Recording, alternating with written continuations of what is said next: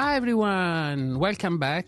I am streaming again today with all of you here. I'm very happy, and the sun is shining. My daughter is outside, so it's she won't photobomb the stream, even though she's very cute. But look, that's what it is. And we are back here doing stuff today. I'm very, very excited about what we're going to do. But, you know, maybe you have some questions for me. And if you have... Oh, no. You cannot stay here, Alevo? Come on. Why your Alevo? Okay, Alevo cannot stay here. I'm so sorry. Why? I love when you're around. Very nice to pair program with you, man. So... come on. And here we have the music. Yeah, there is the music. Cool.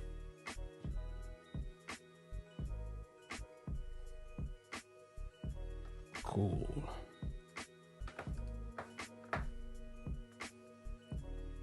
Okay. So I don't think since there's questions to start with, so let's give it a spin and let's start to recap what we were doing last time and what we are going to do today. So the topic that we are... oh, there's a question.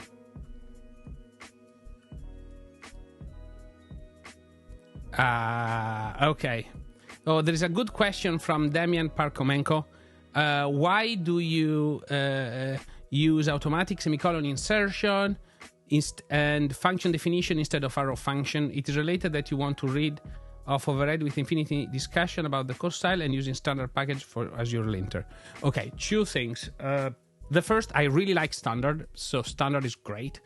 And whatever, I think semicolon are completely useless. So if I can type one character less, I type one character less very strain from you. But, you know, doesn't matter, to be honest. On semicolons, I think I like languages without semicolons. So quite a lot of languages, scripting languages don't have semicolons, and I don't like writing semicolons. But look, this is just a personal preference, and ended up sharing the same personal preference of for us. So I like, and that's the reason why I use standard. Okay, that's the reason on that.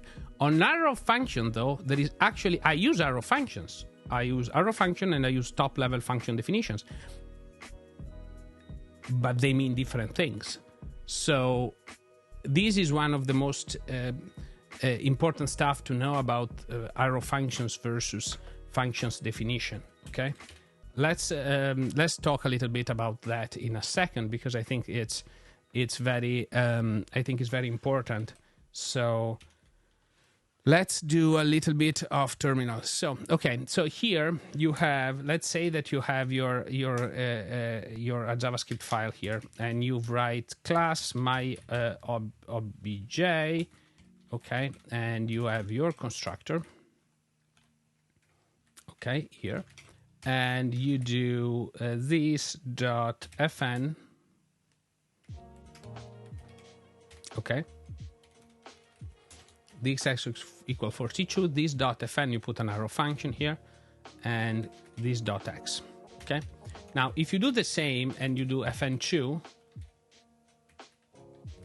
here, and you do console log this dot x, do you think those two things are identical?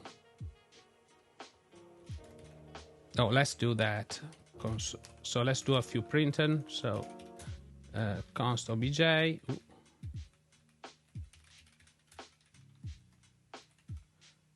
Okay, console log.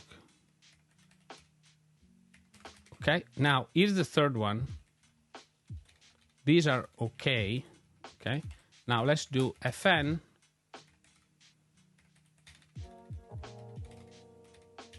Okay, what do you think will be written in this case?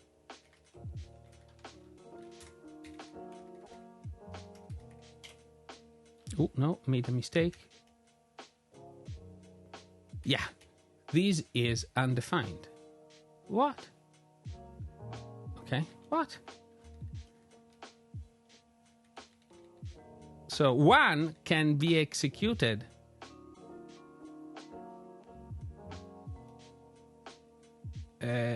sorry, why? Sorry, just a second. 42. Wait a second. Made a mistake of some kind here.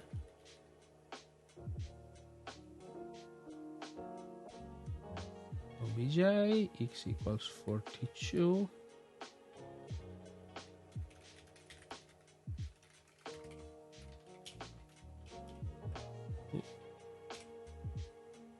Yeah, should be good. Ah, yes, of course. Sorry. This is the problem. Sorry. This is me making a mess. Okay, let's start again. Okay. And here, let's comment this out. Okay. Yeah. Okay. So consider the example on the left. Okay. In this example, you have a MyObject class. Okay. That uses a top level defined function or an arrow function here. What's the difference between those two cases? The first case in which the first important thing is to note that the arrow function creates a closure again that maintains this. Okay, it's actually one of the most important part. So if we run this file node arrow, you can see that it actually works the same if I call them, but look at it, okay? If I execute it without the object, one can run and the other one throws, okay? Because it's detached from the object in which it's running, okay? Yes, this is also other most important thing, which is what Alevo is saying right now. It's you want, if you do new obj, so let's create a second object, okay? Const. Let's create a second object, obj shoe, new my object. Then we can do, okay, this will be true, this will be false, that's right, and this will be true. Oh yeah, I need to comment this out, because one is created every time and the other one, it stays on the prototype. This also has the consequence that using arrow function allocates more memory if you allocate them within the same scope, okay?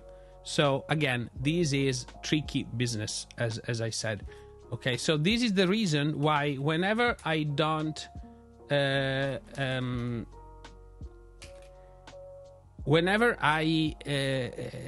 I don't care about this, the property, okay? I use function, okay? And if I care about the value of this, I use arrow functions.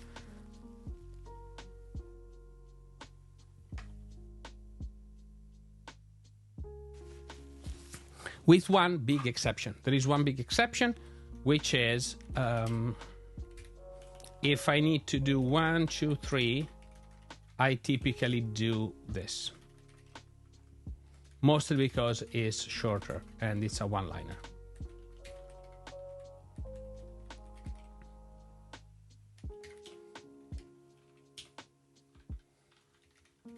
And I like this kind of syntax very much. Hopefully it's clear why I use and I prefer using the proper function definition instead of arrow function. I don't know, Damian, if this answered your question, but I think it was a good answer. So, make sense? Great.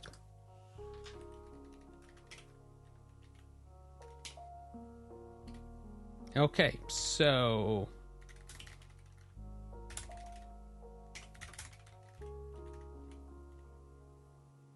okay, so right now let's start the scene switcher. Hi, Elipath, how are you doing?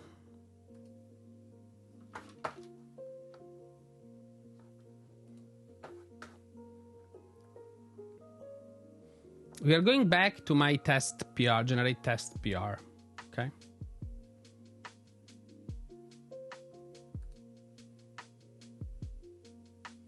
In here, we're doing a lot of changes to the stuff, and we've done a lot of customizations of everything. And we needed to, I think we have SQLite done, I think.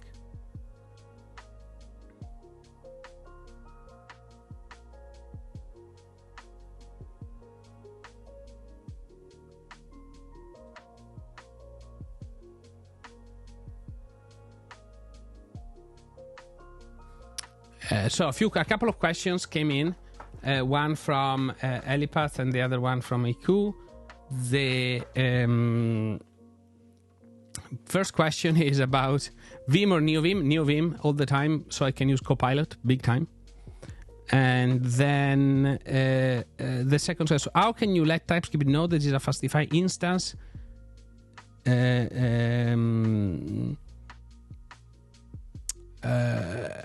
Implementing unders in a separate files. Okay, so what you do is you use types. Okay, that's what you do. You do use. Sorry, not this one. Fastify.dev. If we go into TypeScript, what is it? TypeScript.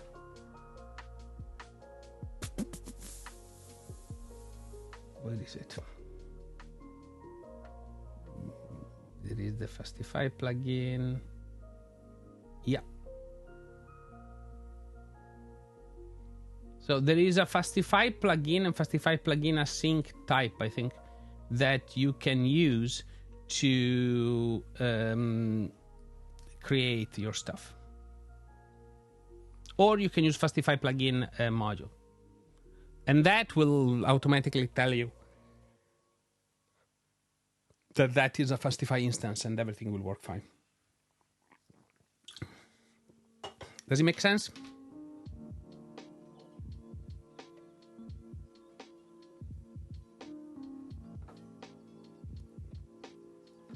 So here we go.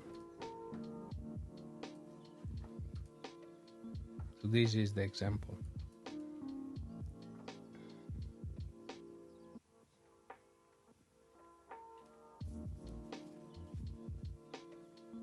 Like, I think I also have an example in the Platformatic code base.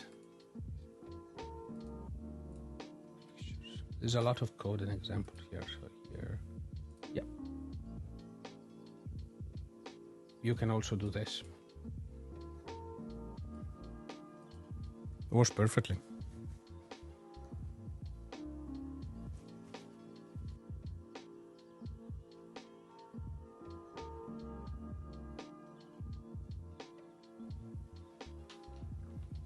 Hello, hi Mohammed.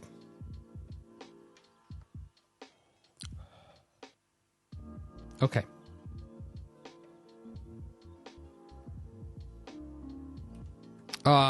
Another good question from what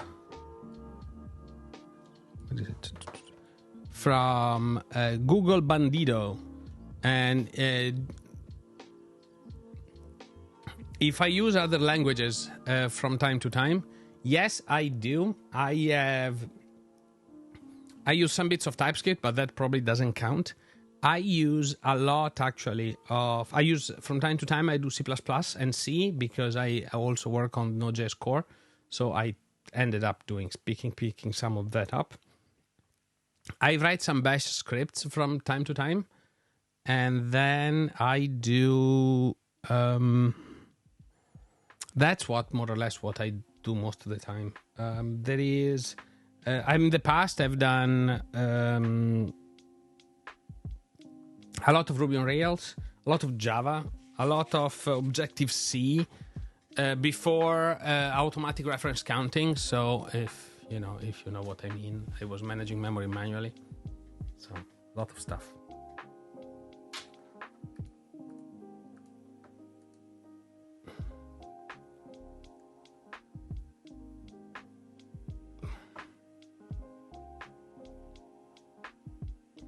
So, should I learn C++ if I want to contribute to Node? No, it's not needed, but at some point you will get a lot of frustration yourself.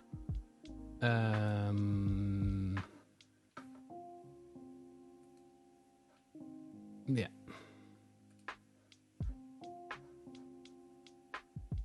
You will end up learning it. So that's what it is.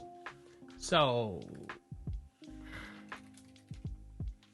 Oh, wait, where was my PR? Okay, generate tests. So this is my PR, generate tests. Okay.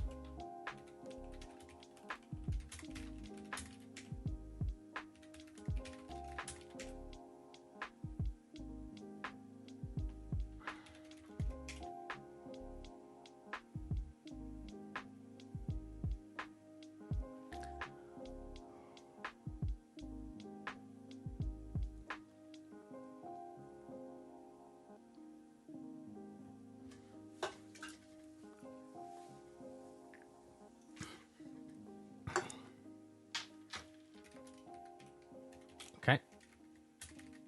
Git merge main.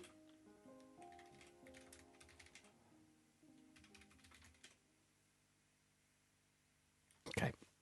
So we have updated our branch. Okay, so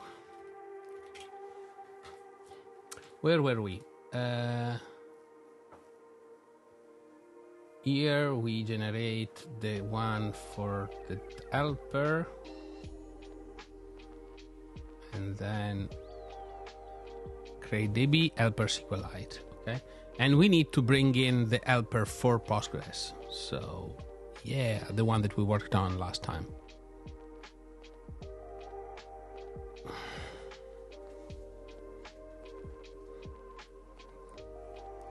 Which sounds pretty amazing, by the way. Like, I didn't expect that this will take this turn of complexity, to be honest. But I am glad it did, because I am very impressed with what we are doing these days. So we are going to add very quickly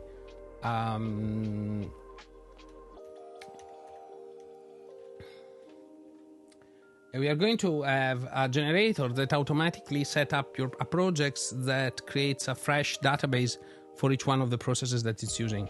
So it's and it's actually great. Like it seems amazing, to be honest.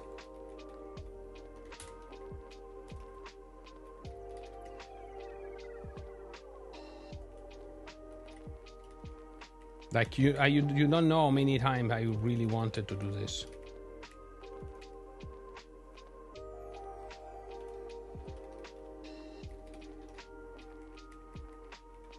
What the heck?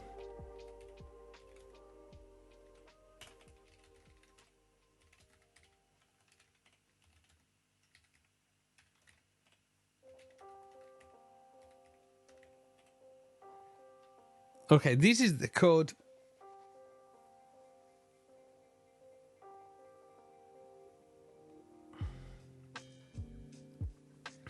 Oh, one more question from Google Bandido.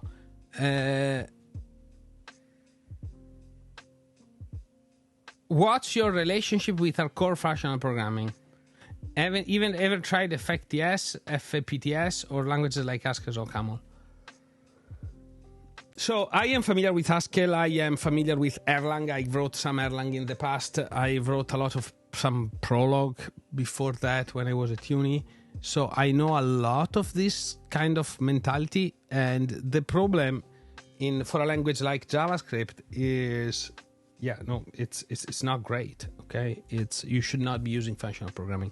Do you remember when I told you that creating a closure at a cost, okay, as a memory cost, and it should be it was not great. Yeah, a language that creates a lot of functions, then allocates more memory, then it's more complex to clean it up, then you are in trouble, essentially. So, and one of the slowest libraries that you can use ever is Ramda. I mean, if you use Ramda, like friends don't let friends use Ramda, so don't use Ramda.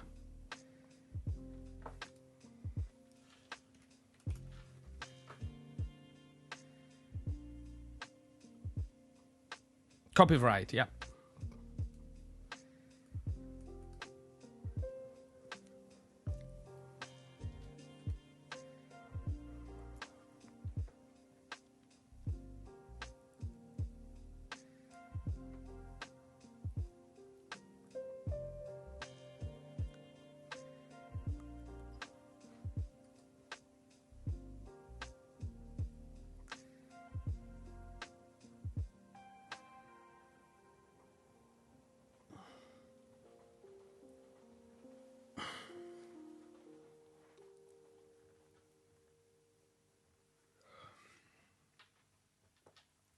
I don't know. I'm a little bit in trouble with this code. Okay, so the problem, if I look at here, okay, here in this example that we done last time, one of the last few times, where we create a new branch for each test run, it's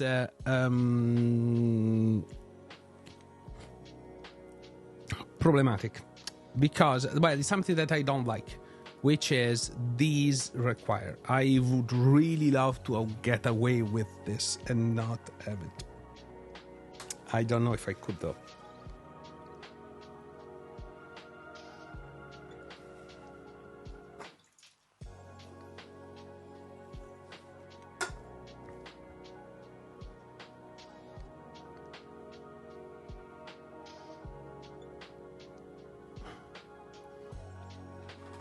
What do you think?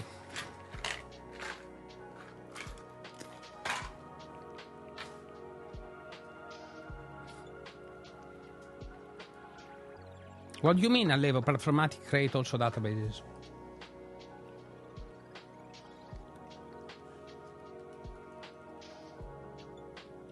This is for tests.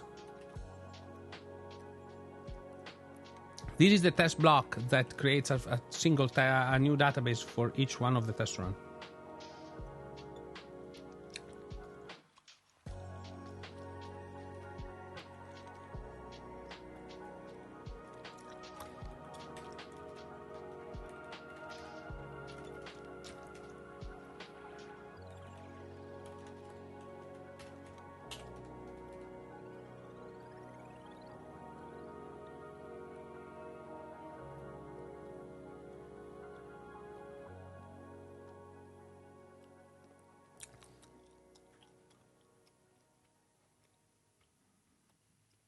I don't understand.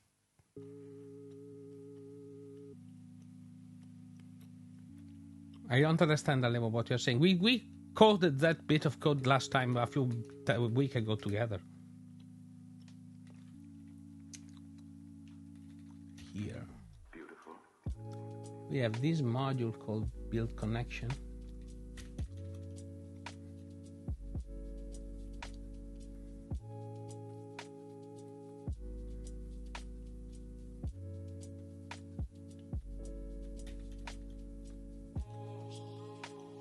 Well, technically, I could add on database loaded function.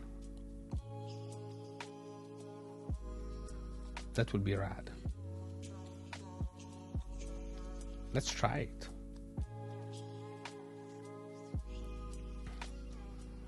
Create database could. Oh, so Allevo, this is actually interesting. Well, technically, Allevo is also used to destroy the database, so not just to create it, to destroy too.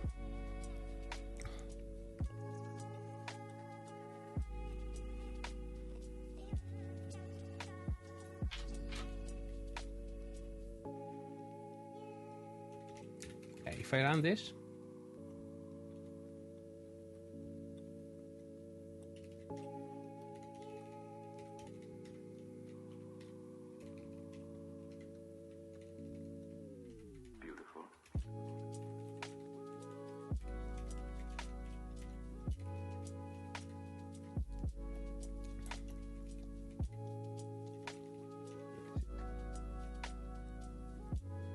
yeah.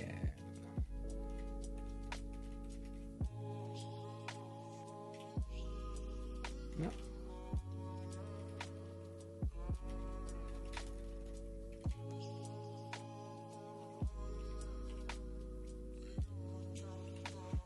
Why? I can't remember the syntax for that.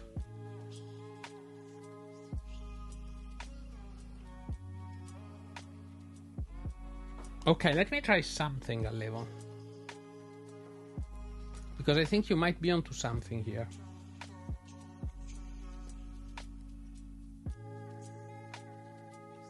First, let's see this runner.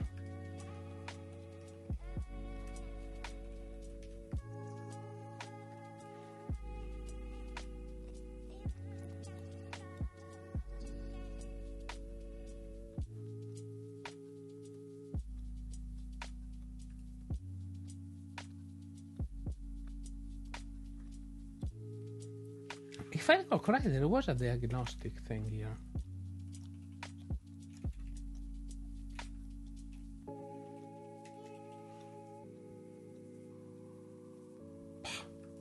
Whatever.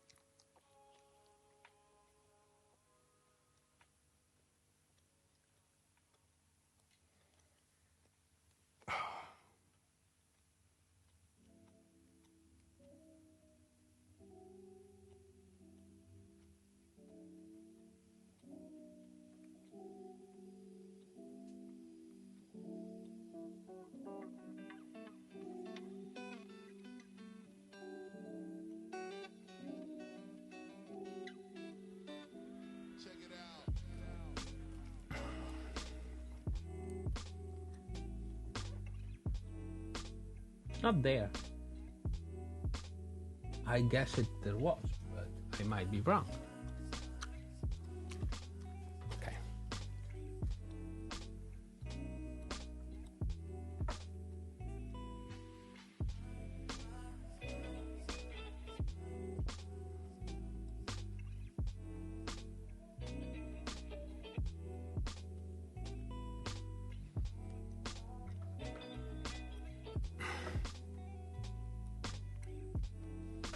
Okay.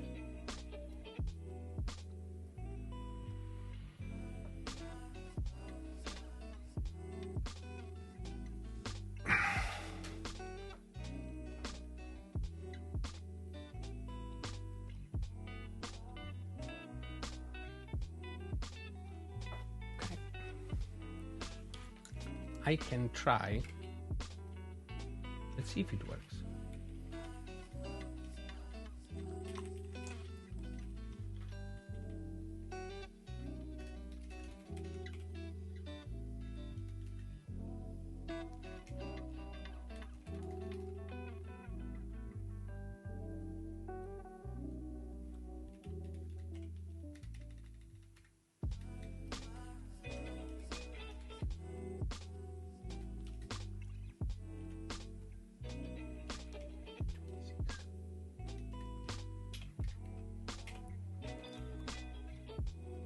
Ah, here.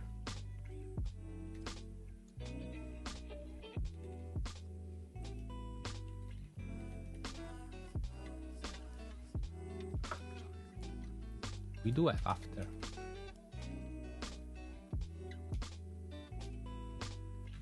Yeah.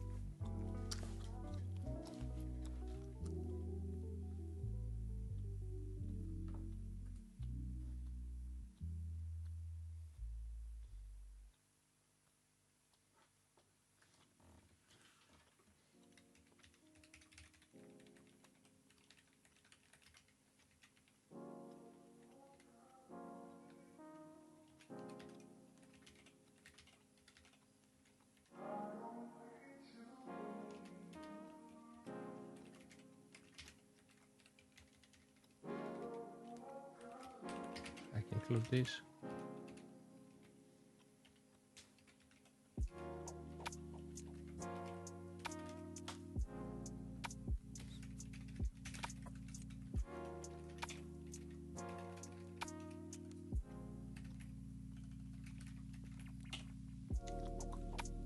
Okay, this is passing.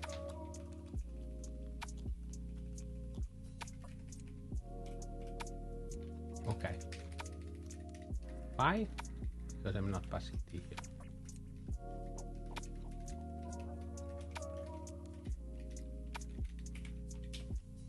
Okay.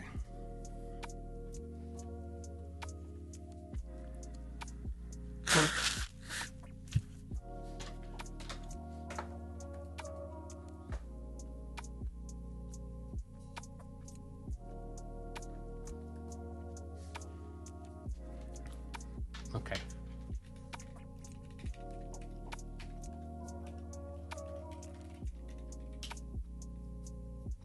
Okay, perfect.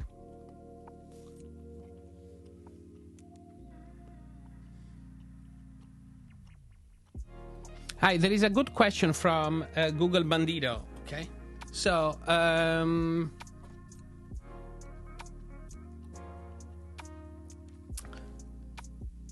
okay, so there's a question from Google Bandito, which is, I really like this question.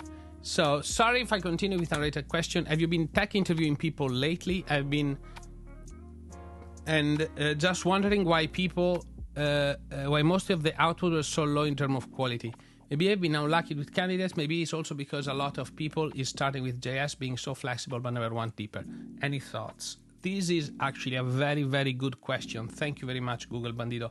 I really like when people ask me these questions because it's the question that I want to ask you, though, and I ask a question back. It's how do you interview? Okay, like how do you interview, Google Bandito? Because this is a question for you as much as everybody else. Do you do lead code interviews? Do you do take-home assignments? What do you do? Because a lot of really good developers that I know about can really perform very poorly when doing lead code style exercises, therefore making it an absolute mess. So, take-home assignments. Okay. Which country are you based on?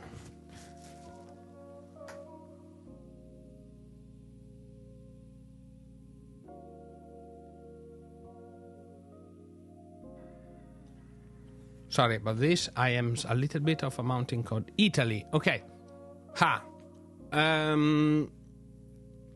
So let me explain the problem. Okay. You probably work for an Italian company, and it's typically the reason is everyone.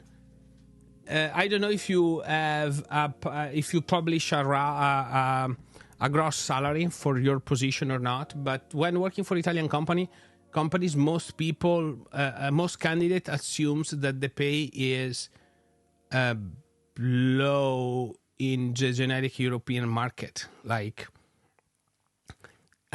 good dev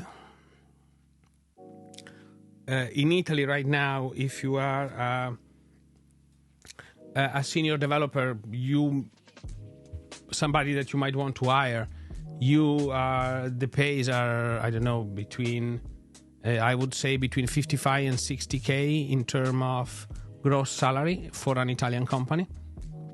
And if you go be paid by a foreign entity or somebody else, an external company, these can go up to 100 to in the hundreds. So a low 100, so I don't know, 110, 120, something like that. So 100 again. It's so if you the answer is if you start to pay more, you will get better people in, essentially. Now, the question is, you probably give the assignment to too many people, and that is problematic. Okay. So, hopefully I answered your question. Typically, it's a preconception mixed, probably a low expectation in terms of salary, So the candidates that you want are not even applying at all. Was I wrong? I don't know. Let me know.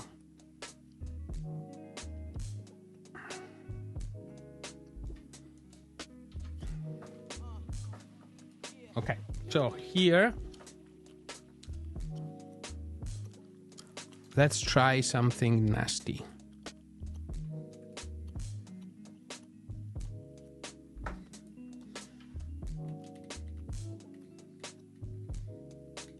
So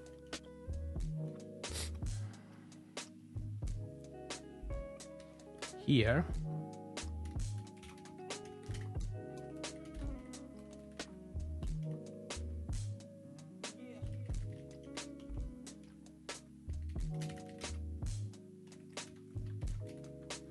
this is it, I think.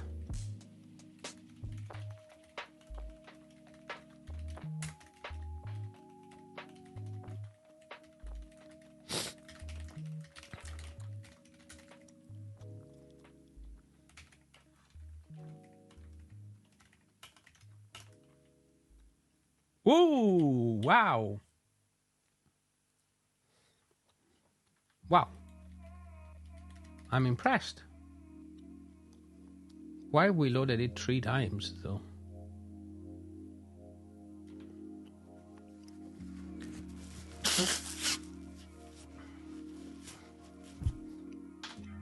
That is not cool, but I can actually avoid a lot of problems just by doing that. Thank you, Alevo. This is a good... Yeah. 3 is better than 1. You are absolutely right, Alevo.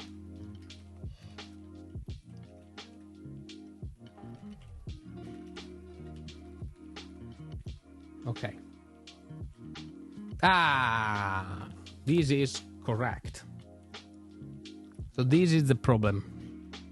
But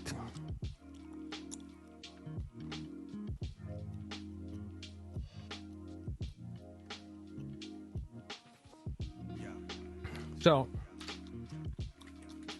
the first one that is being run is this one, which is migrations. Well, yeah. Then the second one is... Sorry, the first one is my app. Okay.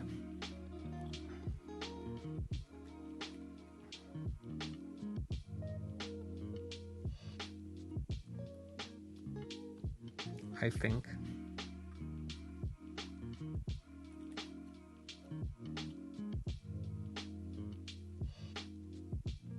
And then last but not least, I have migrations.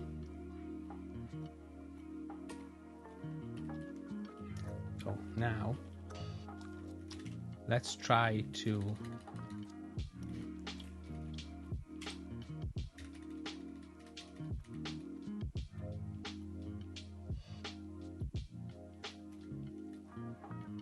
they are one after the other, so we are good.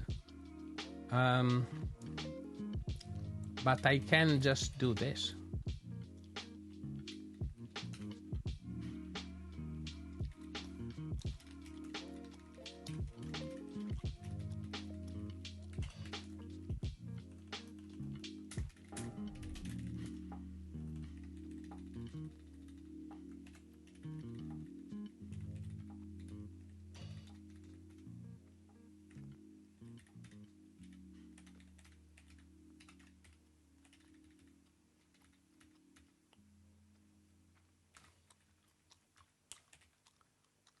Can just do created also.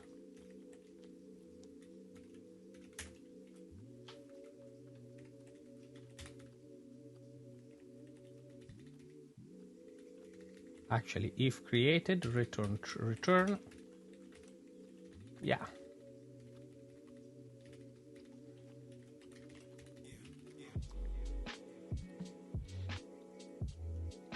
And then here, the after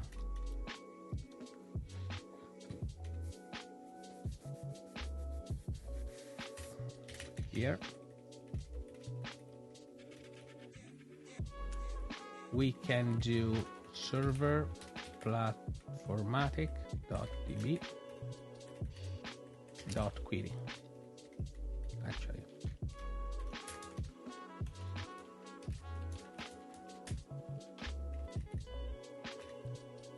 okay.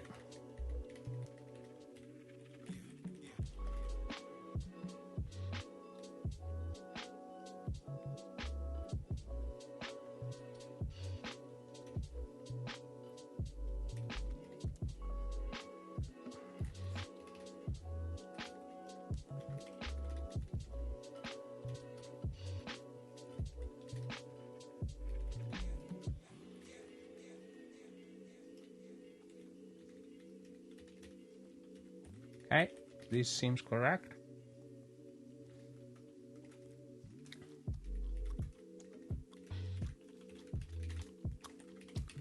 Okay.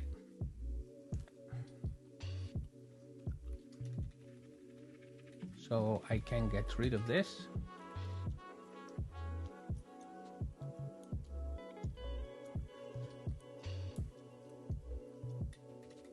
Here I can do that.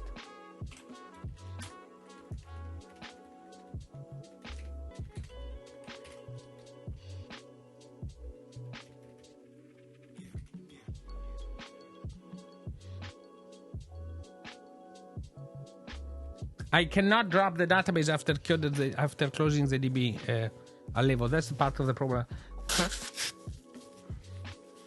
Because closing the Fastify instance will close the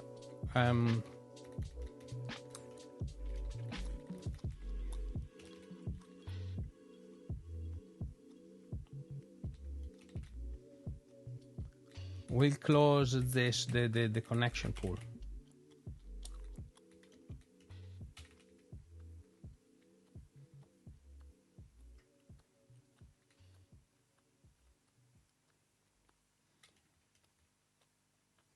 So technically, I can say that if server return and avoid created. This is even more brilliant.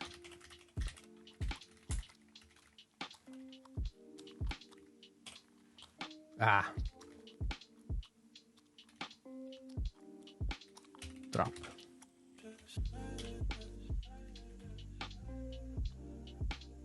Ooh.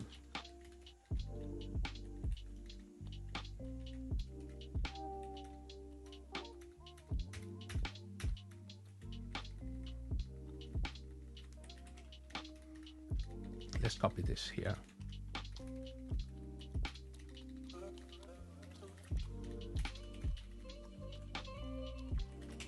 Okay.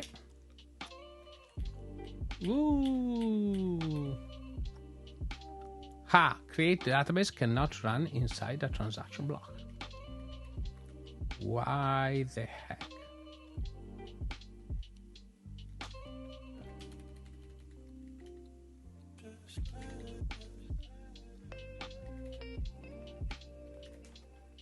Haha.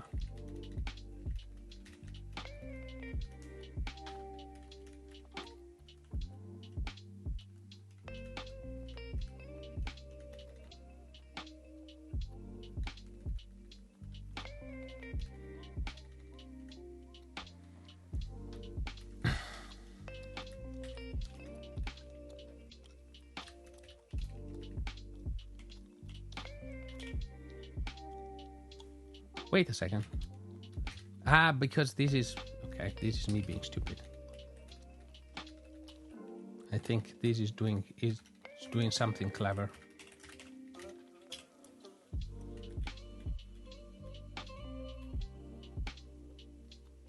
Use database.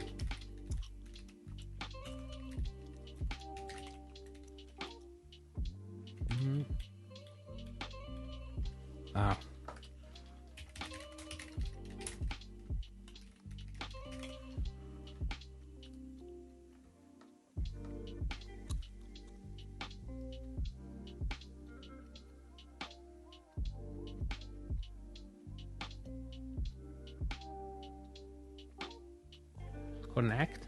Okay. Doesn't.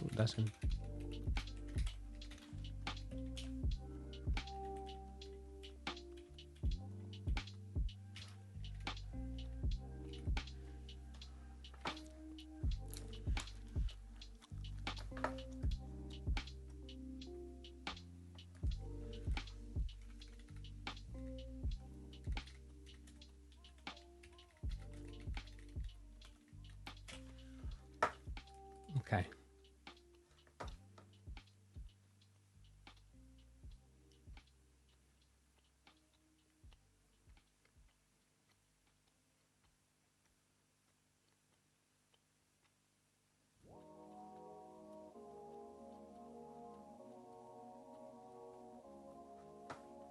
Okay.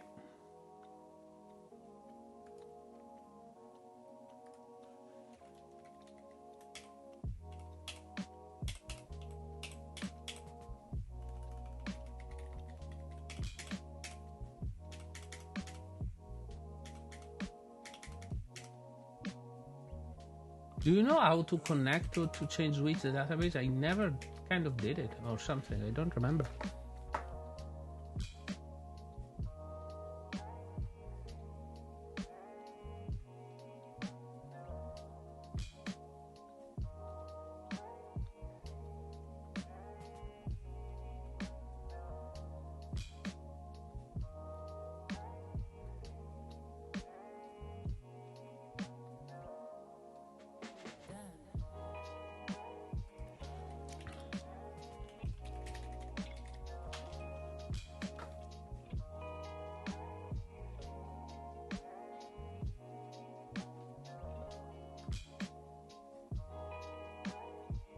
This is PSQL though.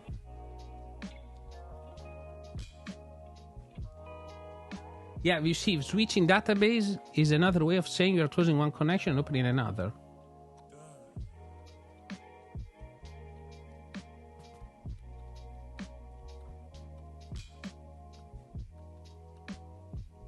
You see, Allevo, I need to disconnect and reconnect.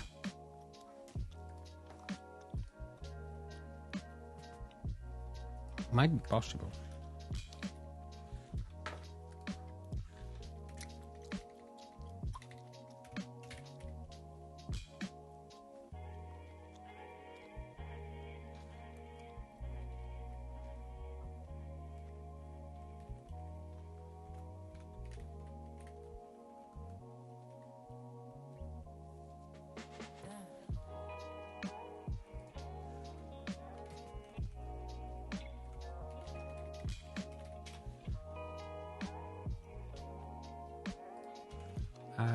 Databases. Okay.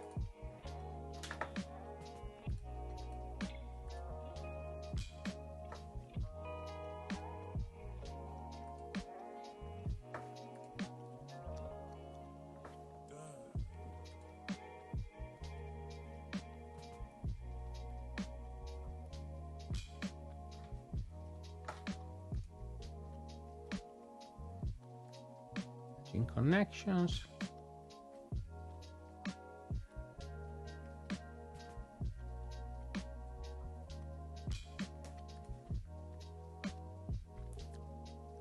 Okay, yeah, I need to DB disposed.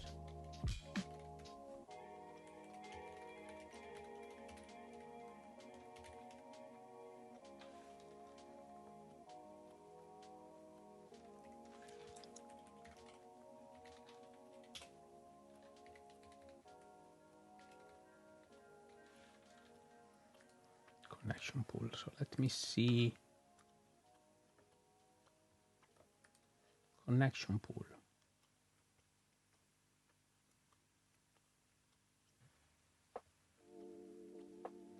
You see, I cannot.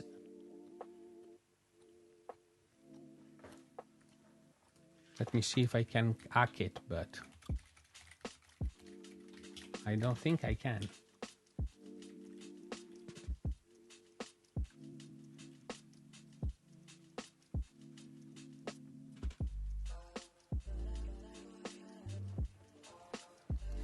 Okay, let's not dispose this.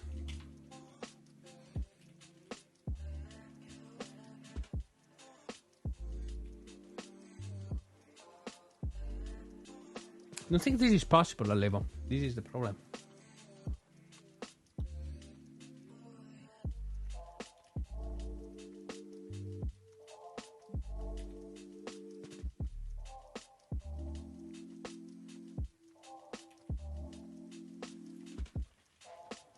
This is a connection pool state.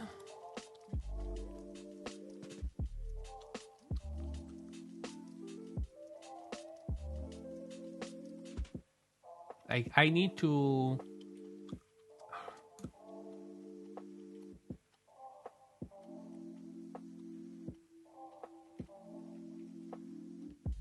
I don't know. Like, this is tricky business.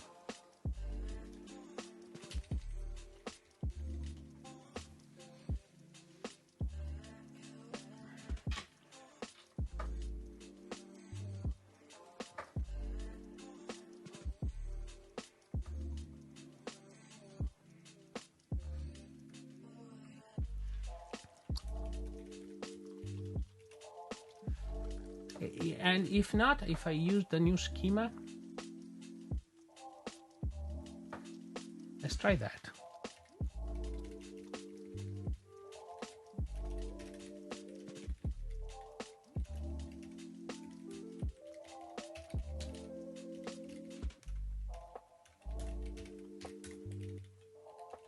Now, I should have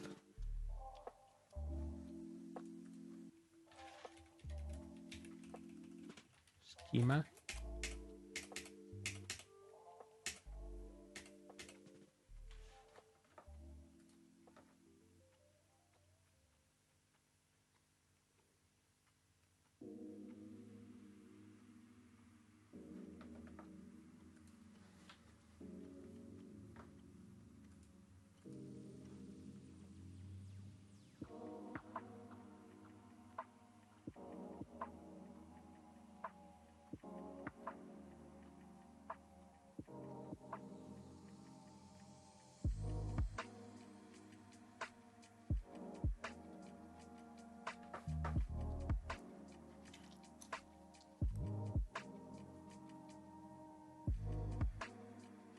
Yes. The set schema. Yes. Okay. Can use that.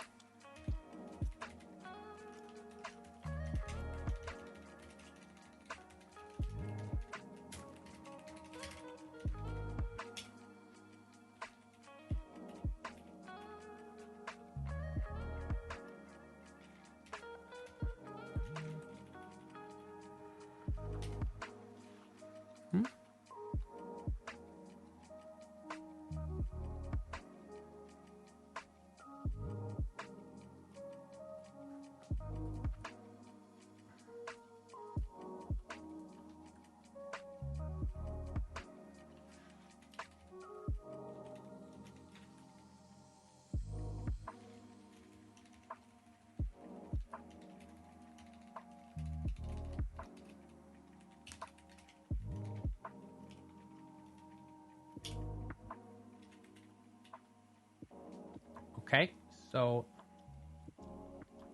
you are doing set schema and it's not picking it up.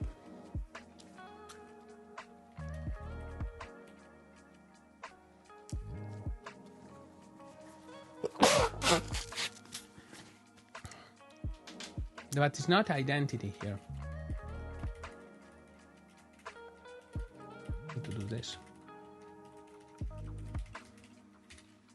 Yeah. Ooh.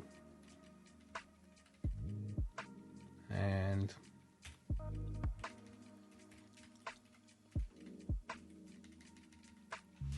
let me look. SQL. Got.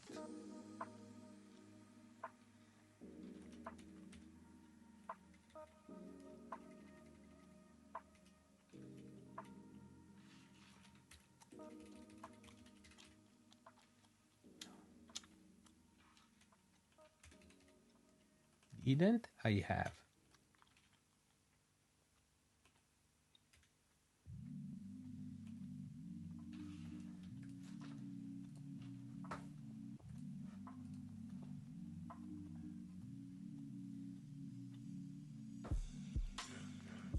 Identifier, yeah, it creates identifier, and not a placeholder.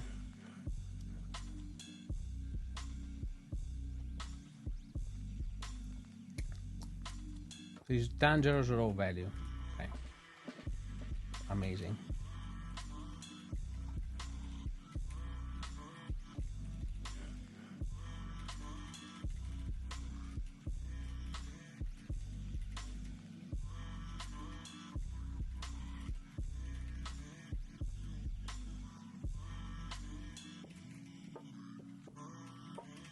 Okay.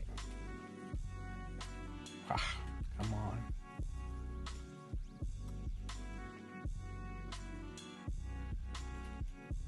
These it liked. Bye bye.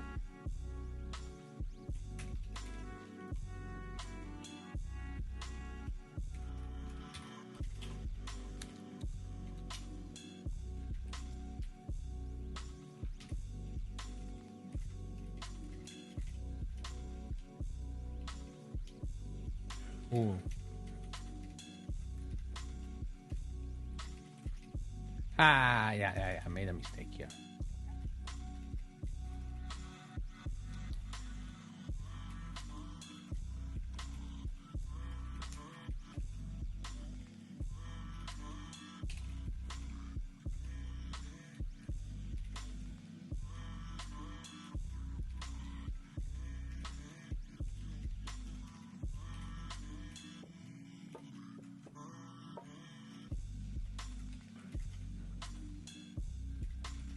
Okay.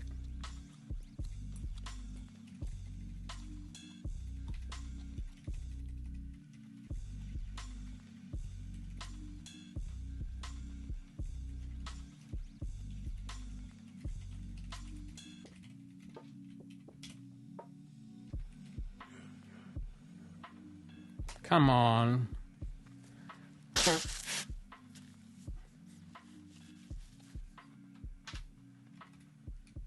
What's the freaking problem?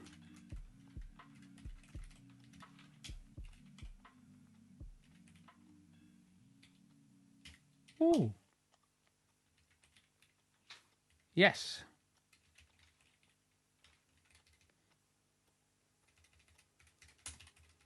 This was needed after all. Okay.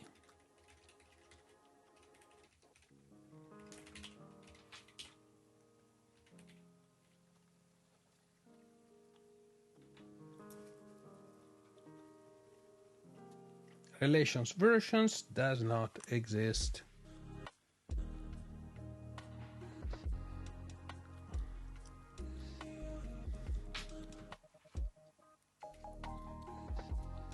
Yeah, it is the problem. I don't think this will work. Or I change some stuff.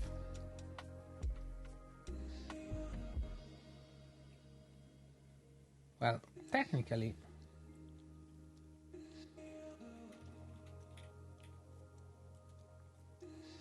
yes, of course. Just a second.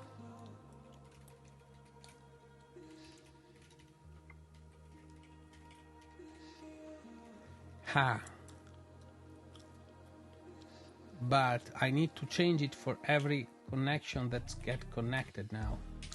So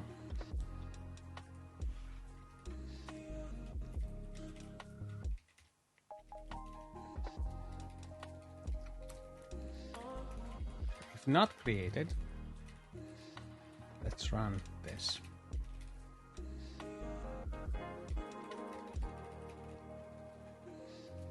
And then we always, okay, this makes more sense.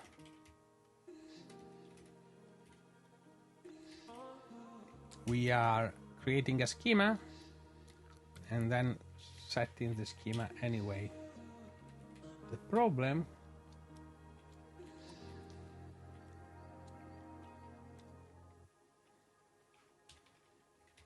is when it's trying to run the migrations, it does not find the schema.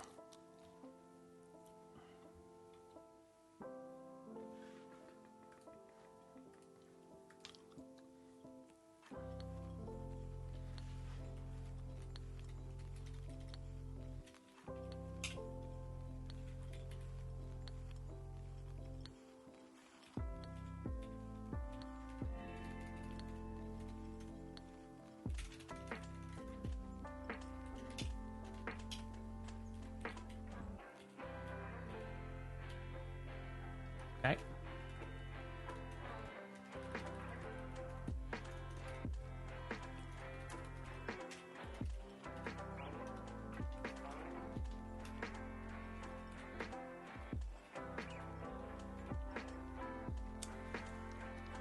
On that method, false. Yes, because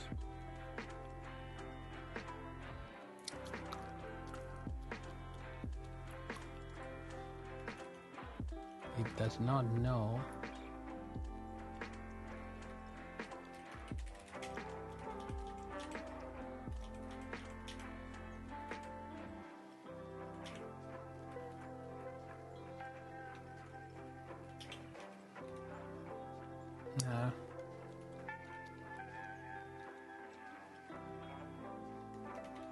there is some stuff in here that I'm pretty sure it's useful.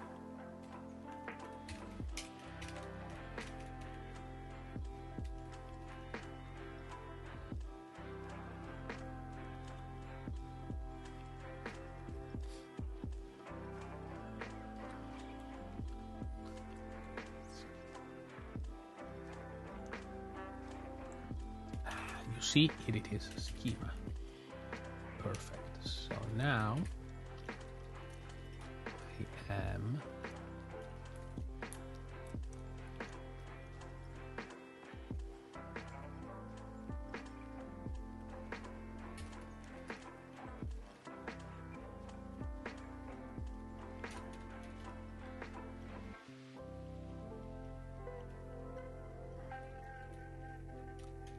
config db schema.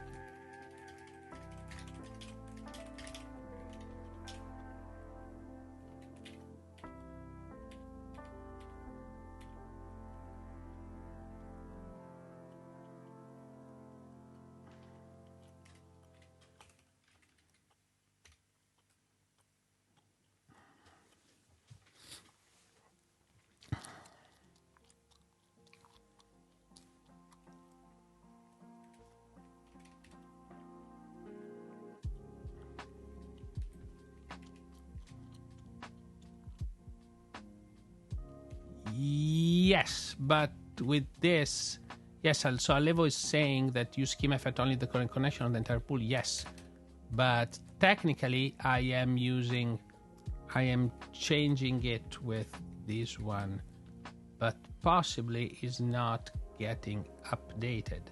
So I can do it here. Wow.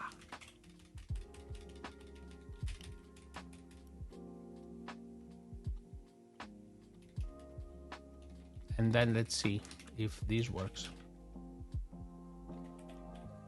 Yes, it did. It did.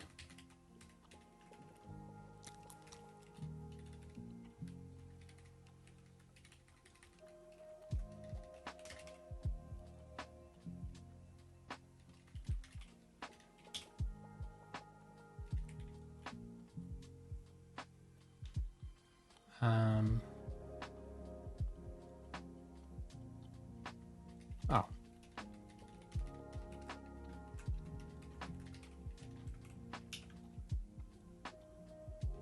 DB is not defined.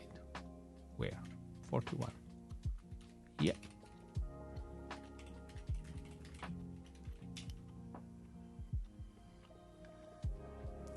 On database load is done when so Alev is asking, is on database load is called when the connection is established but before the session of DB.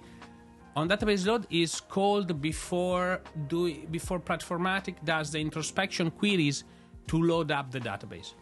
So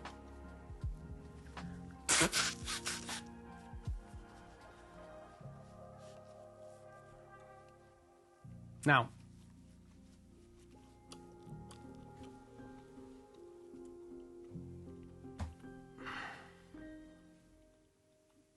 the question, though, is does this really work or not? This creates movies, so this does not have a root for movie. So let's try to do.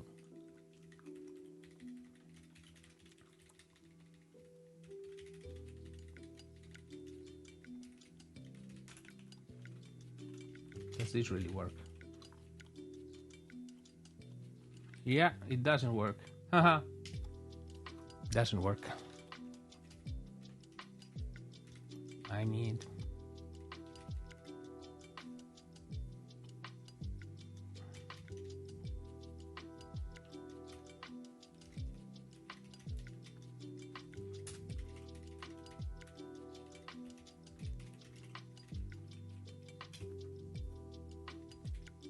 it doesn't work. The problem is that the schema needs to be defined before running every migration.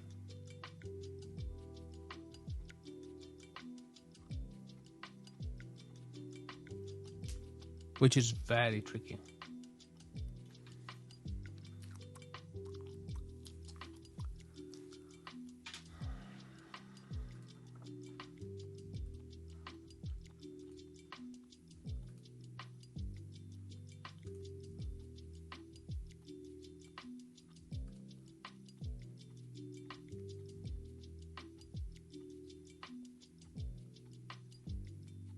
Yeah.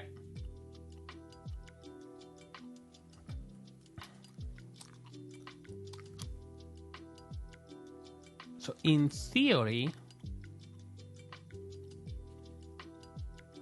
by passing schema here, this should be there. Let me see. Does this actually goes?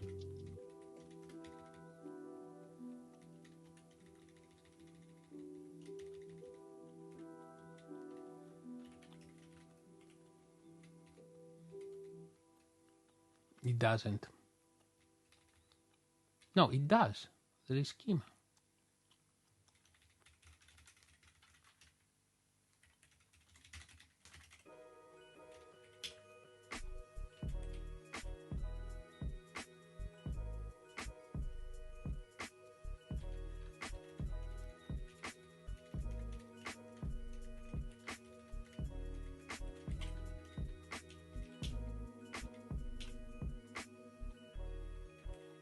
Look at it.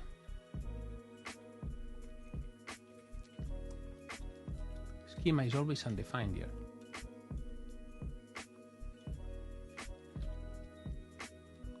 Why?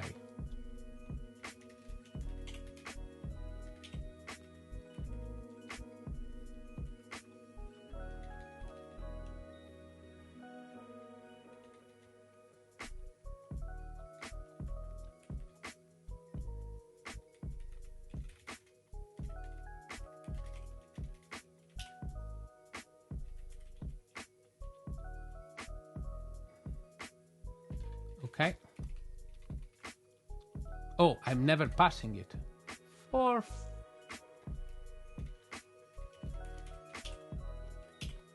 Really? I am this stupid.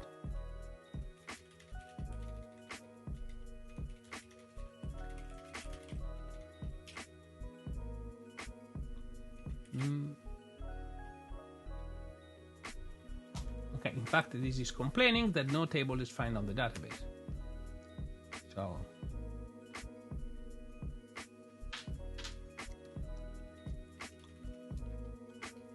here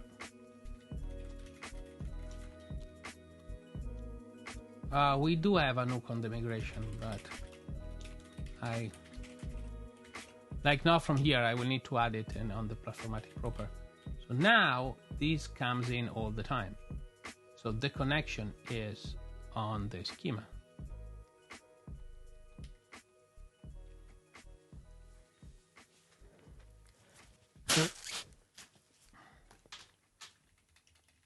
But I am actually stupid.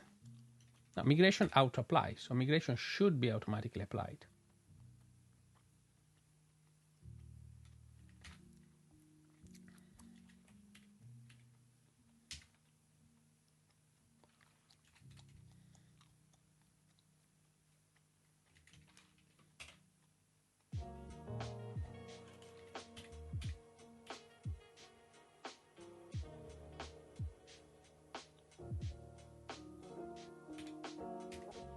Yeah.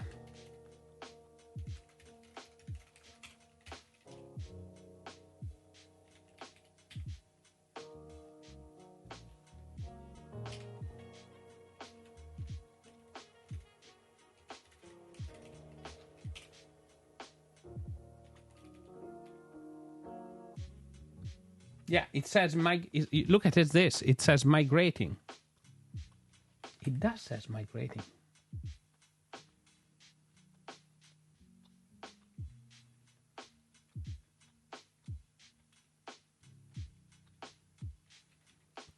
Running migrations, migrating from, and nothing. So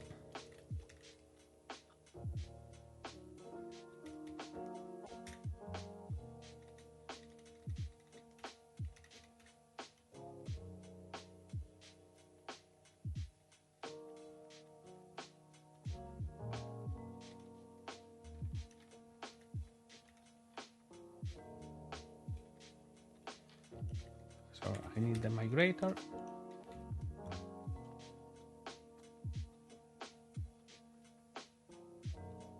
Ah, it is. It's missing the frigging schema here.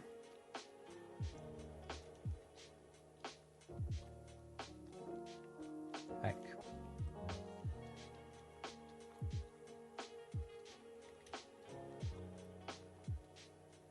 I think.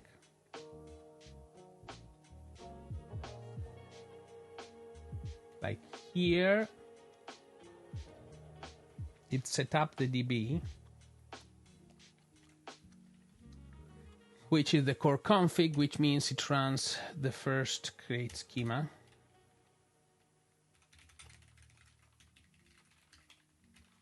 Okay, so I'm running this here. Yes, you see. Run and migrations, and this is, yeah, okay. And then creating schema. Cool. So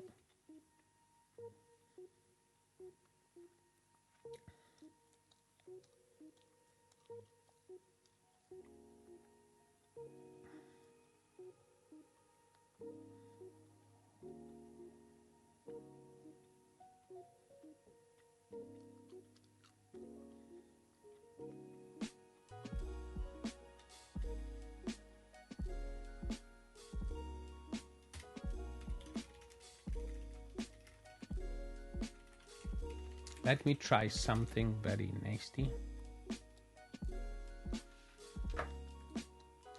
Here.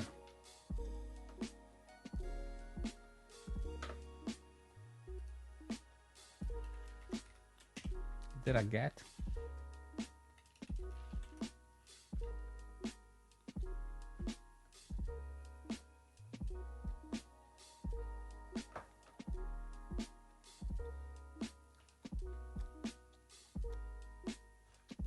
Is a show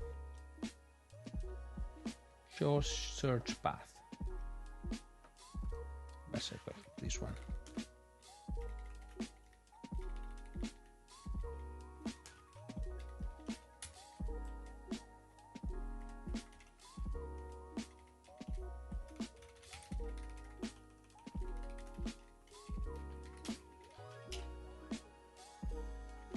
Okay.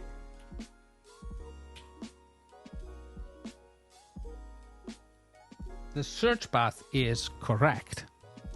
Like, if you look at it, the search path, which is the current schema, it's correct.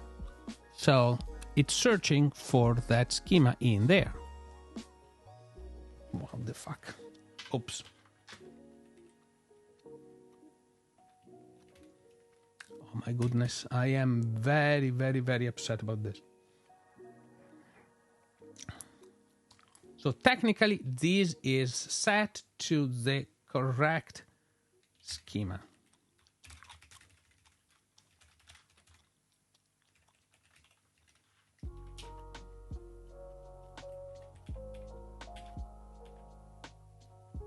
Okay.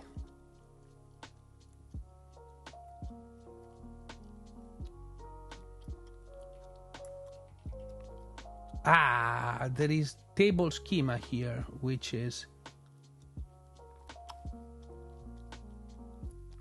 here. Here.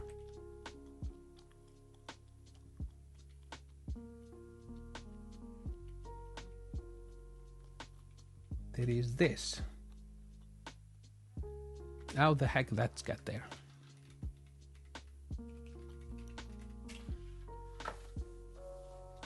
Boss creator.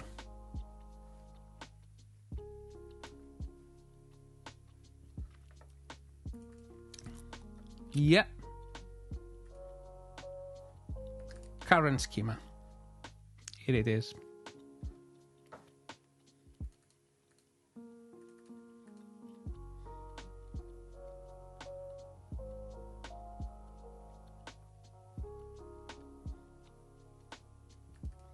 If I put this here,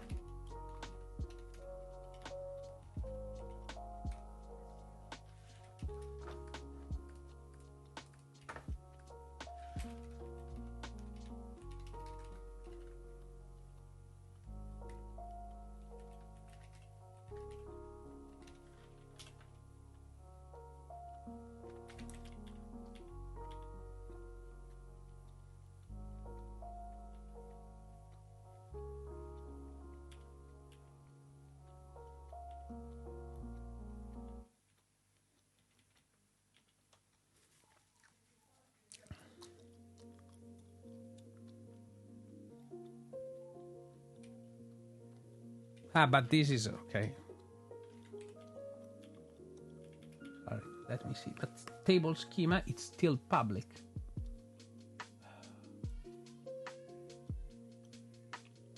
Like here, table schema is still public. What the heck?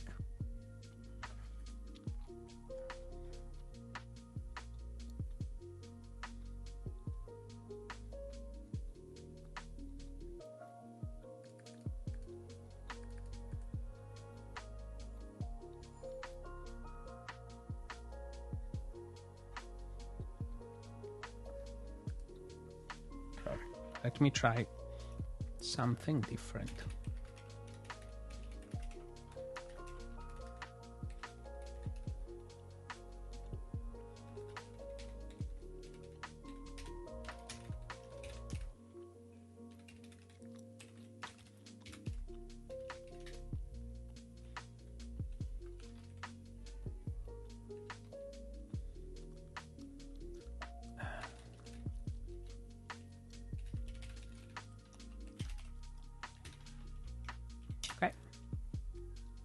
Whoa! Did a lot of things here now. Okay. This did a lot of things.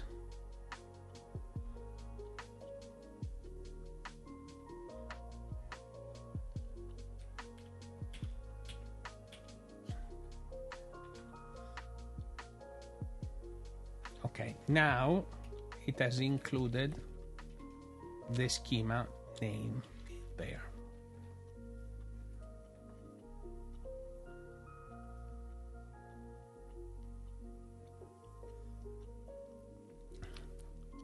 Okay, get in there. Not this. think we're getting there.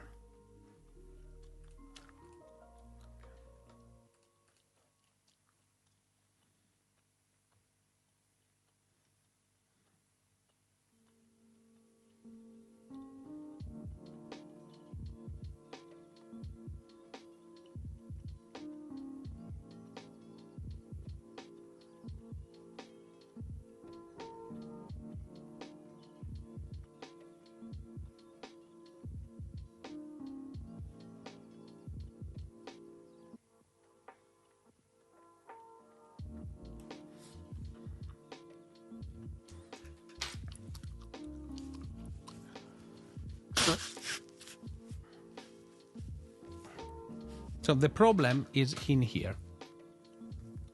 So this one. If I specify two schemas, I specify one schema, and with the schema, I get the name with the schema. However, I don't want the name with the schema. I want to be this be empty.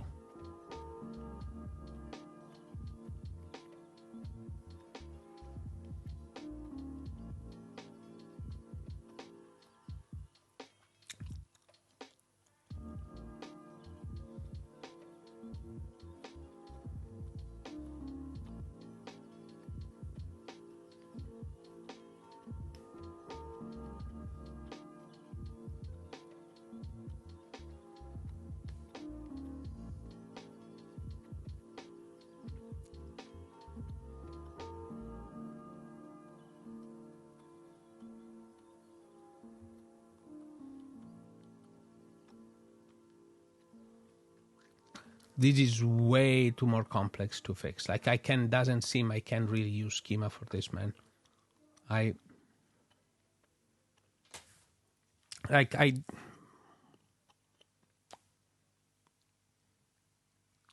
doesn't look like it's a good idea.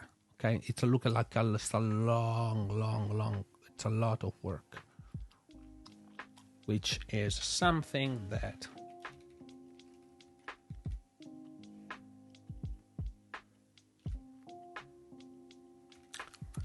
Nope. I am going back to my previous version. This was all for nothing. We are going back from this and using the actual database. This seems way easier and better.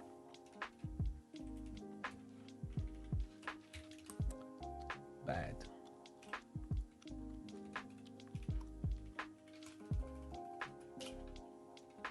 Okay. I would just do a twist, though.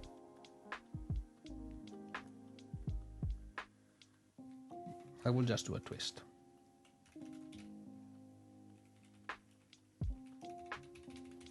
We'll do this.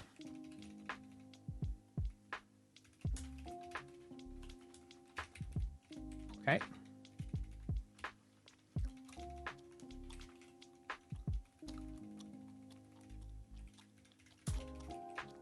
Okay.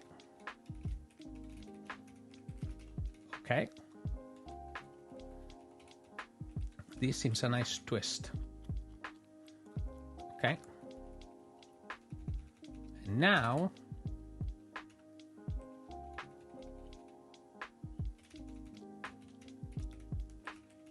this is okay.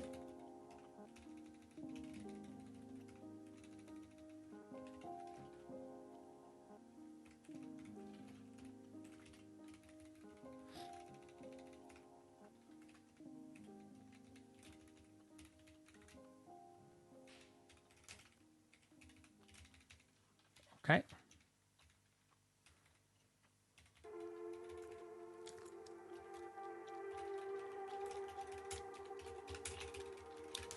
Okay.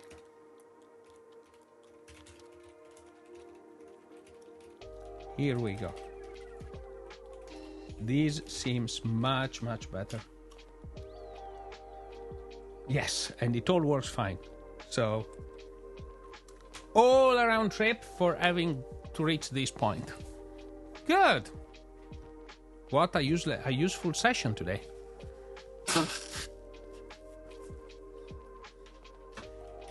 Okay, let's just drop some of this console logs.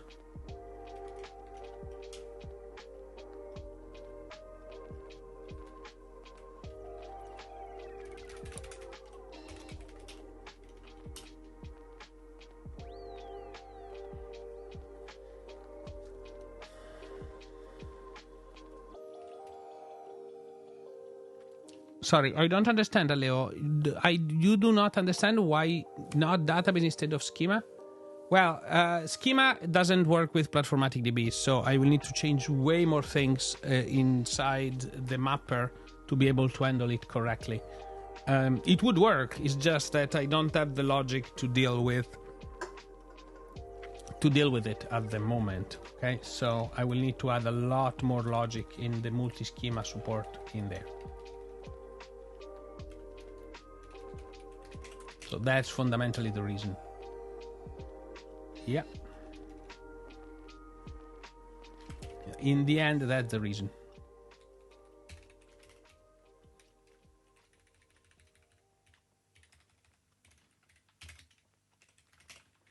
Here we go.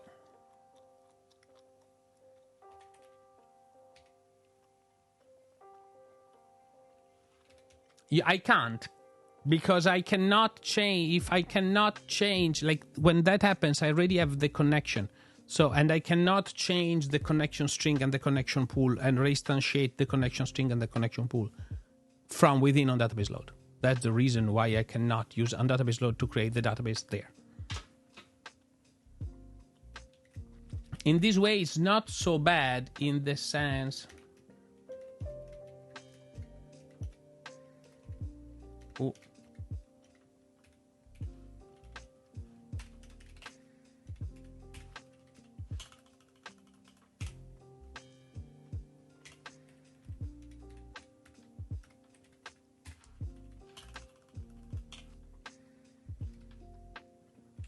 What the heck I've done?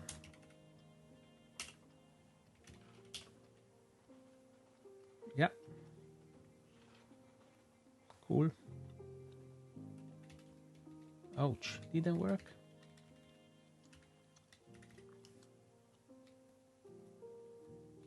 Ah, there's no T.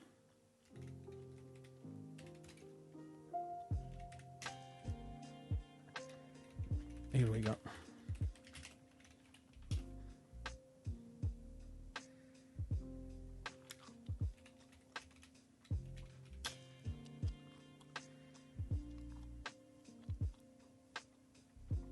Ah, no.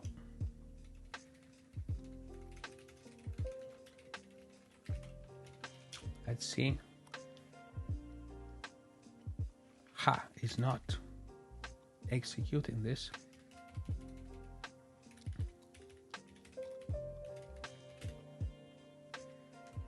Okay, let me see. There should be an event for this though.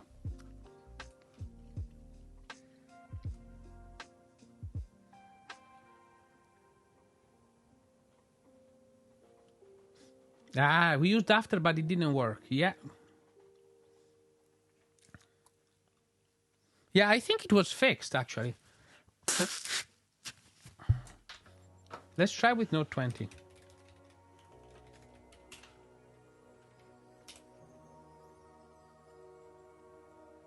It didn't land. It was not released yet.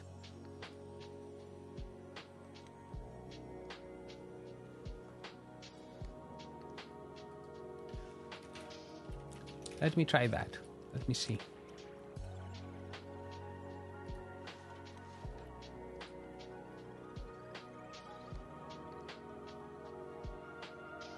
Yeah, after should be there.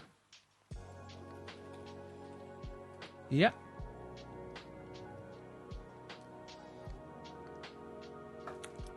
This was landed by Colin.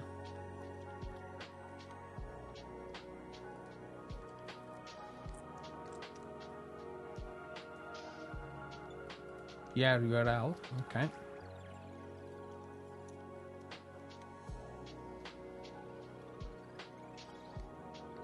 Yeah, it got a don't land on 20. Okay.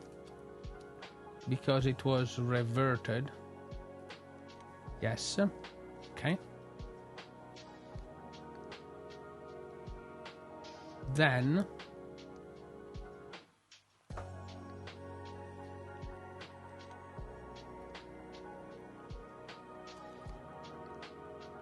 reland.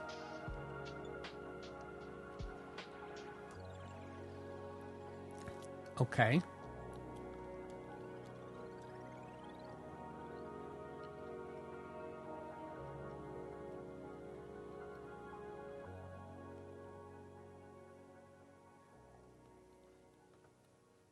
There is a manual backport and was not released.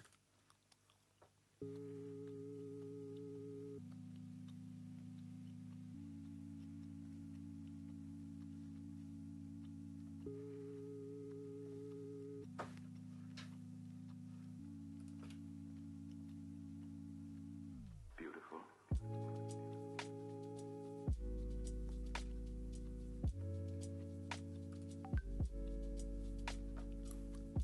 And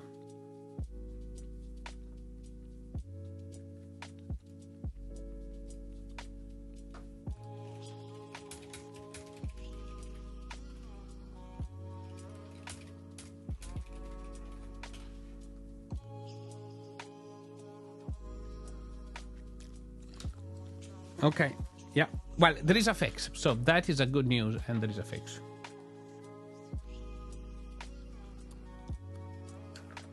And let me see.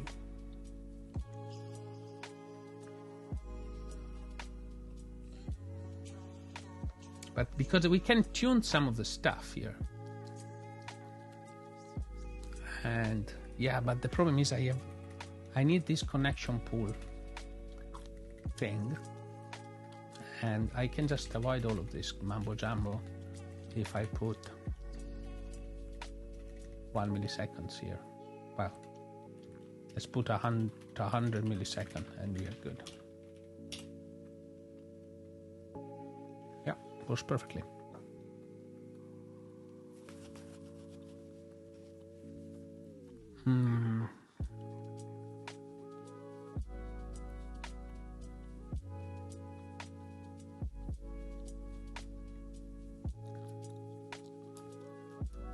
Okay, this is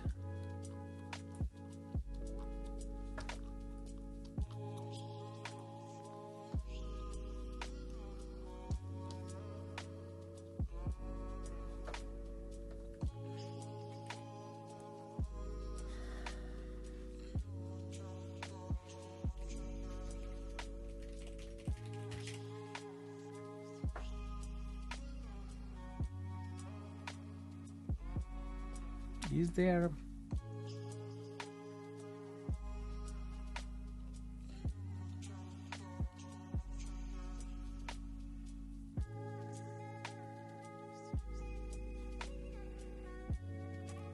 There's no unref, unfortunately.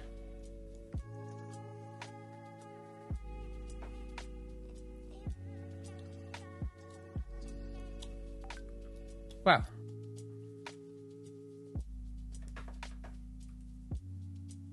oh, what's this website? Ukraine. It's Red Alert. Oh, raid. Oh my goodness. I'm so sorry, folks.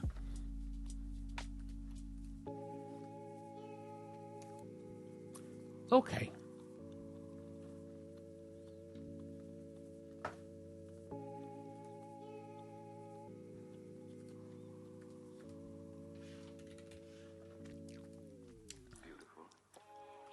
So I need to expose this create. Okay, but this is easy. Okay, so I can in here. I can go. So I need a function.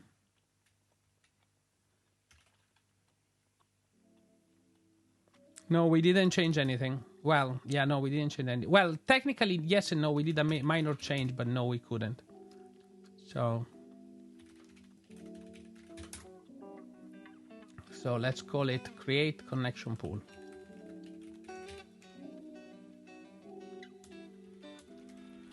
And we need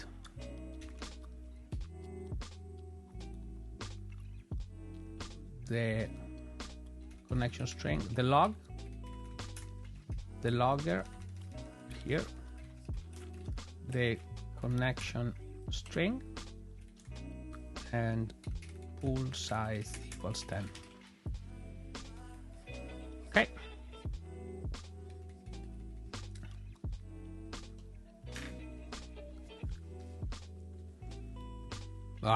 The same. Let's go for consistency.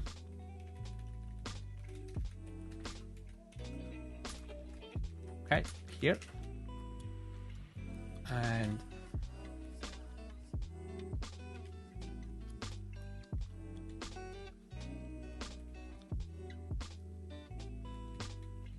we need to copy this block.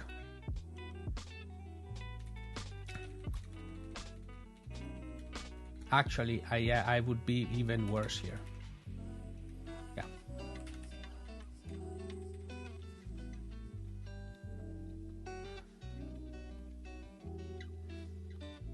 And call it, yeah. Okay. We need to remove this stuff because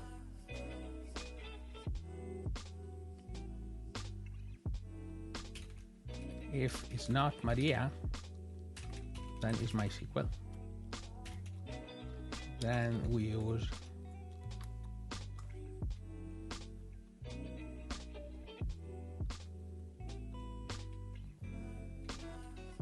okay.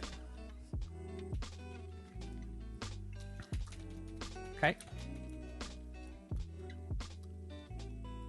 Yeah.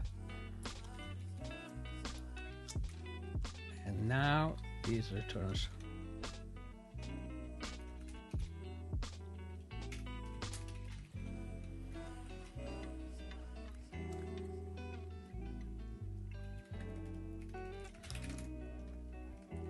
Yeah.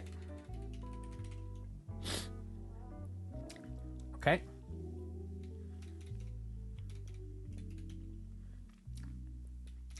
Now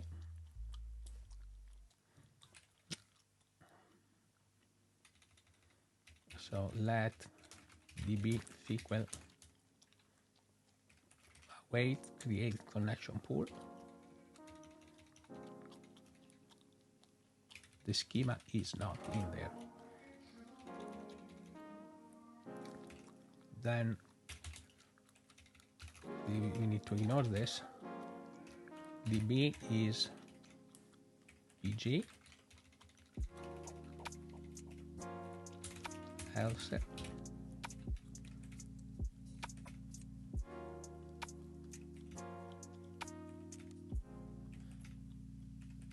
okay.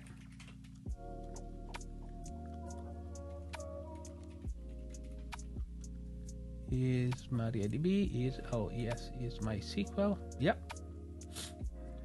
Is SQLite. It's not Queries Factory. Yes, Queries Factory. Okay, perfect. Yeah, these I can all remove.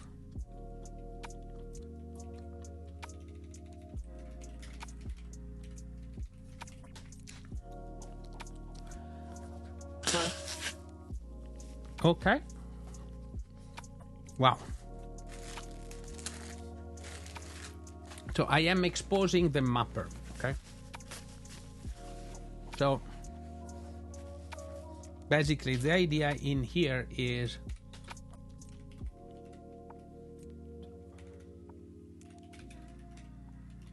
to expose a create connection pool function.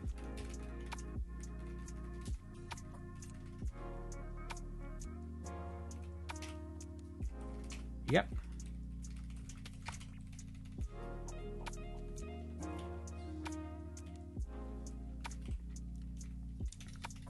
And I need to add it to the types.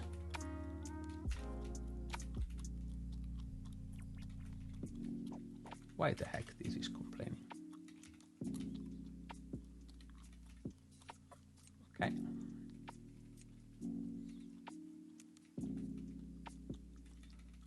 So where is it? This is Okay. Export.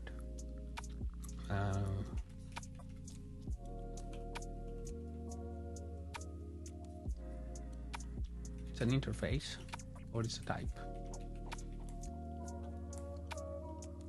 Export function, build, create connection pool with an object,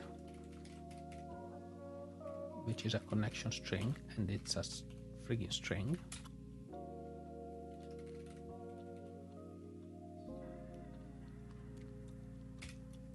A logger, a log, which is an iLogger, and a pool size, which is a number, which is optional. And this returns an object with DB, database, and SQL. What did I make wrong?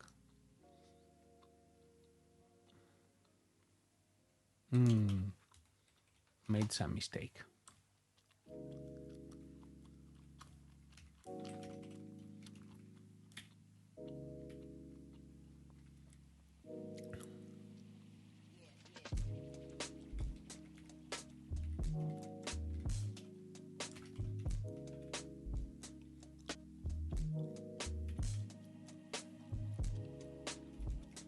Or a sync function.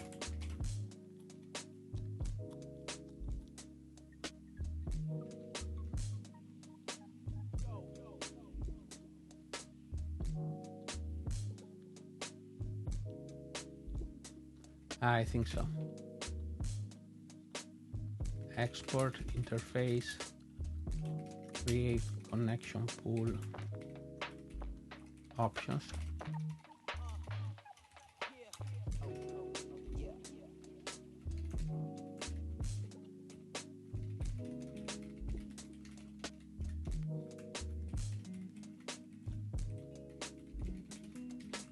Okay, and here.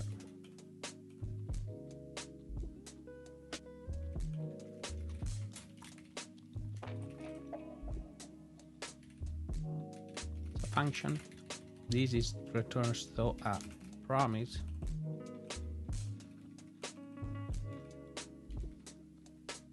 of this. Okay. Yeah, I didn't like it. Oh. Okay.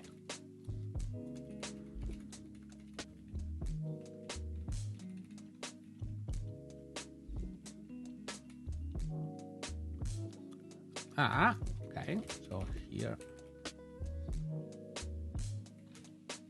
what are the options?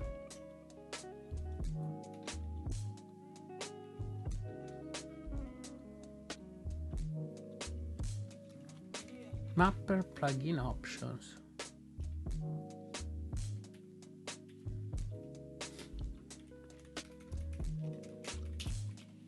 Ooh.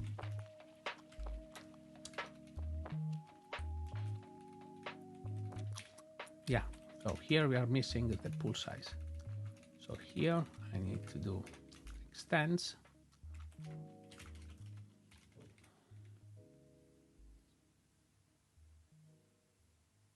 Oh.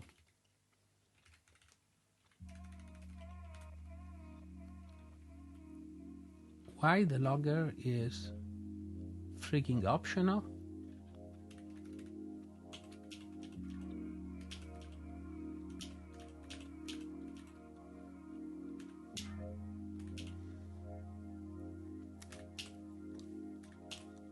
Doesn't look like the log is freaking optional here. Doesn't look like this is.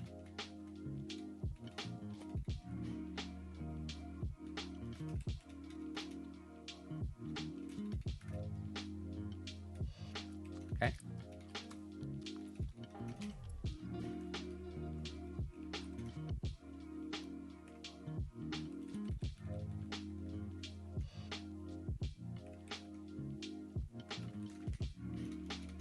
Okay.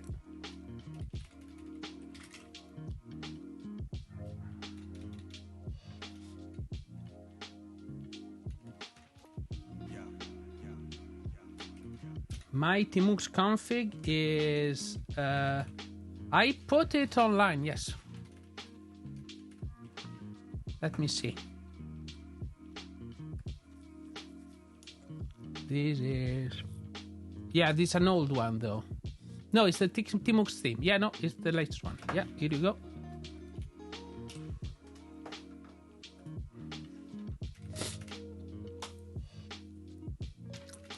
Okay.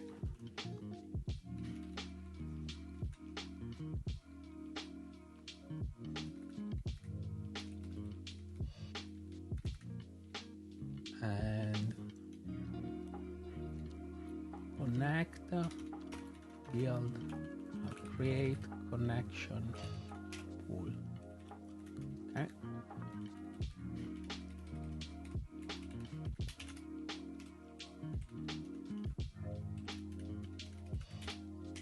Spec type.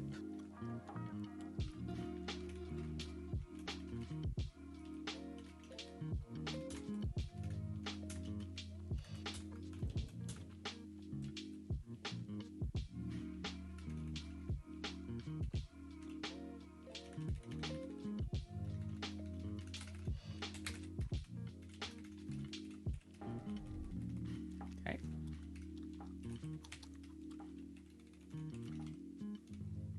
Yes, this is the idea level. I want to avoid creating the connection in Postgres. Okay. No idea if this would work.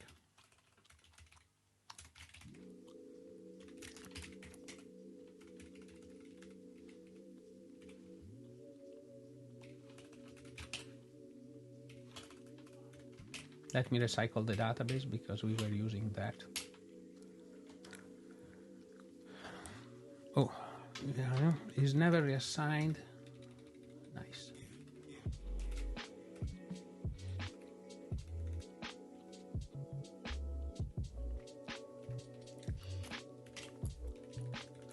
Okay.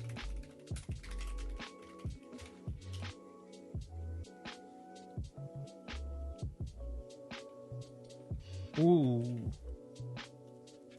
No overload matching the call.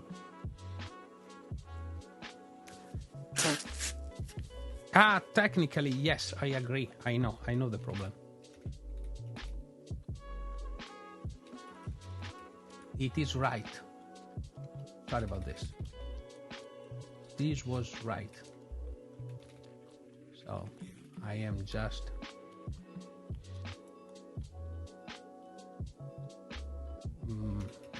no. Yeah, this is not correct. It won't work.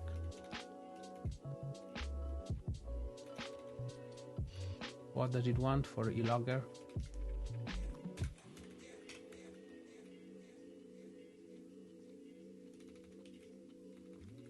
Yeah.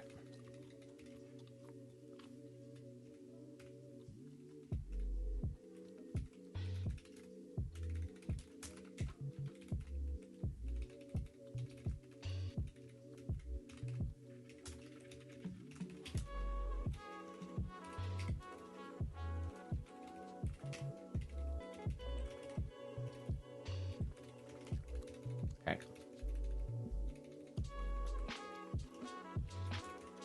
Ooh, let's call log.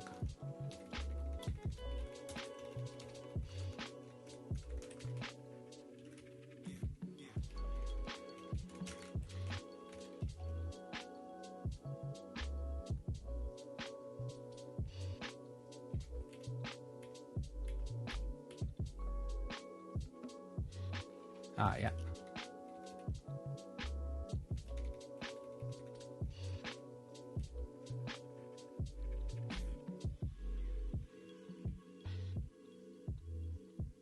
Wait.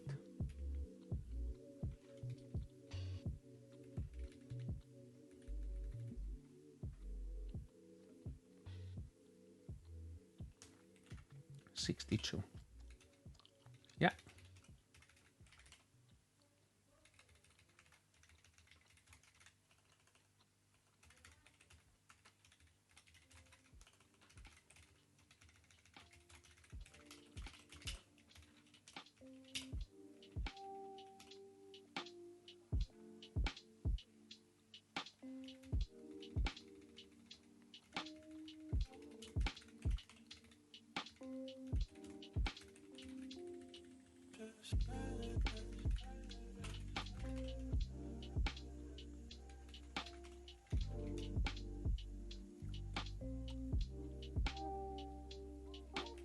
Two errors.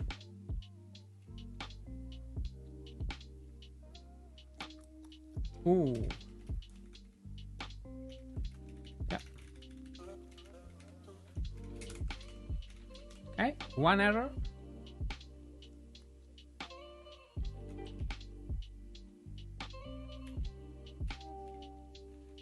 $82.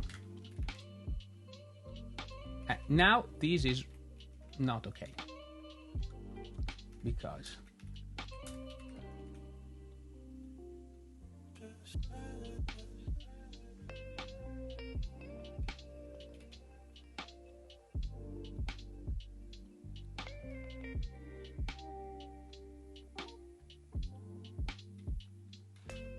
this is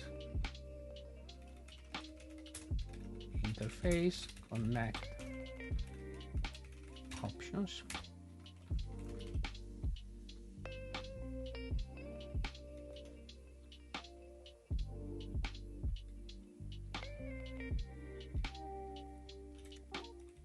And this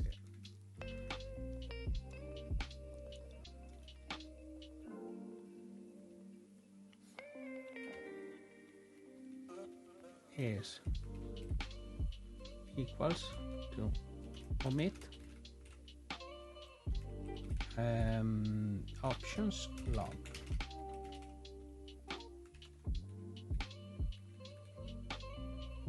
Oh yeah. Can I do that?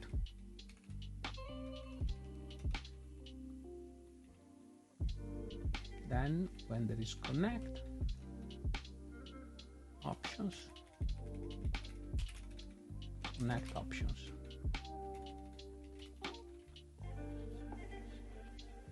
Well, wait, no. No, I don't need to do that.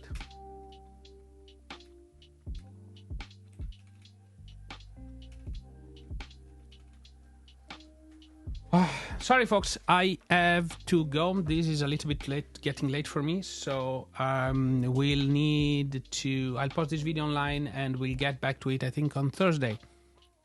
It was really nice to see you. I just watched the time and it's more or less out for me.